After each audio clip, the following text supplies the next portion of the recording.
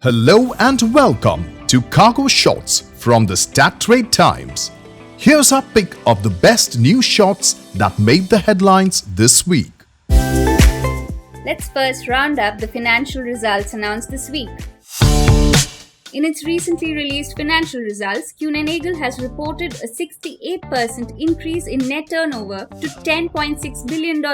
This is marked by continued strong demand for high-quality transport services. While earnings nearly doubled to $865 million, free cash flow increased by almost $1.04 billion. Dr. Detlef Trefzger, CEO of Kuehne+Nagel International AG, said strong demand for capital and consumer goods continued in the first quarter of 2022.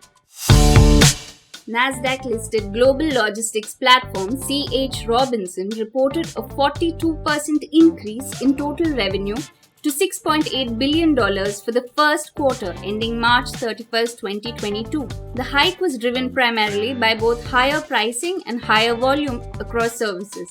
Adjusted gross profit increased 29% to $906 million. Adjusted operating margin increased 630 basis points to 38.1%. UPS announced a 6% increase in first quarter 2022 with consolidated revenue to $24.4 billion on 10% increase in revenue per piece across both domestic as well as international operations. Consolidated operating profit was $3.3 billion, up by 18% compared to the first quarter of 2021. DSV's Q1 revenue increased over 80% to $8.5 billion and gross profit came in at $1.8 billion. Based on the strong performance in the first quarter of 2022 and expectations for the remainder of the year, DSV has upgraded its 2022 outlook for earnings before special items by 16%.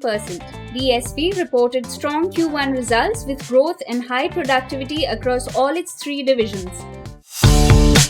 Air Canada reported first quarter operating revenues of $2.57 billion Canadian dollars, while the operating loss was at $550 million Canadian dollars compared to an operating loss of over $1 billion Canadian dollars for the same period in 2021. Michael Rousseau, President and CEO of Air Canada, said in anticipation of recovery, Air Canada has kept the course with key long-term projects to increase and diversify revenue. He added that one such program is the expansion of Air Canada Cargo, with quarterly revenue up 42% to $398 million Canadian dollars from the first quarter of 2021.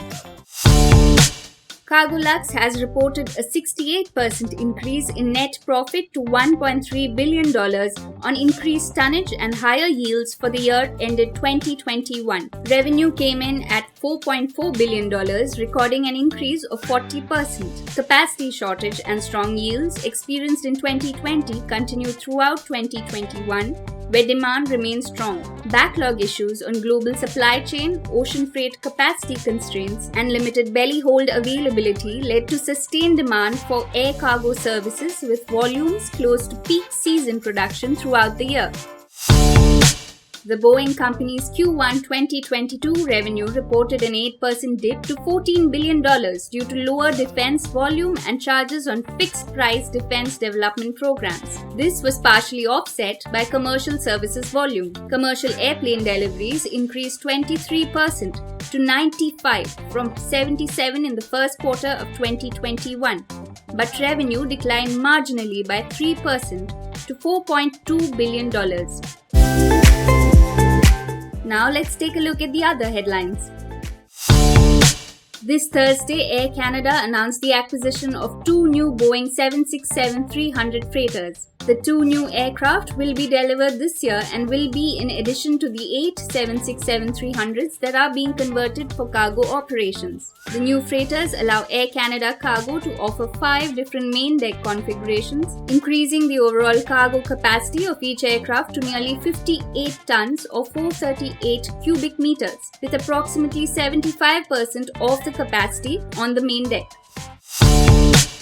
Dinata and Qatar Airways Cargo have extended their partnership in Belgium. The multi-year extension of the contract will see Dinata continue to deliver a range of cargo handling and road feeder services for the airline from its state-of-the-art facility at Brussels Airport.